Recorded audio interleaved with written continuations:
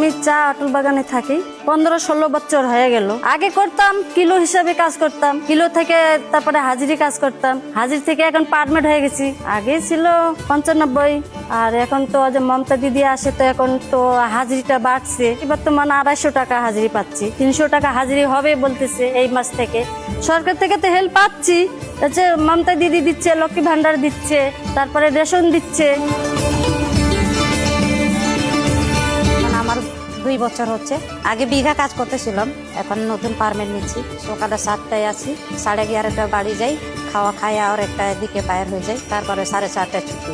আমাদের আগে বেতন ভালো মতন হচ্ছিল না, দিদি যখন আসলো তখন থেকে আমাদের টাকা বাড়তে বাড়তে এখন 250 টাকা করে হয়েছে। দিদি আমাদেরকে হেল্প করতেছে, রাশন পাই আর ওই যে লক্ষ্মী ভান্ডার টাকা, এই লক্ষ্মী ভান্ডার টাকা আমাদেরকে অনেক হেল্প করছে।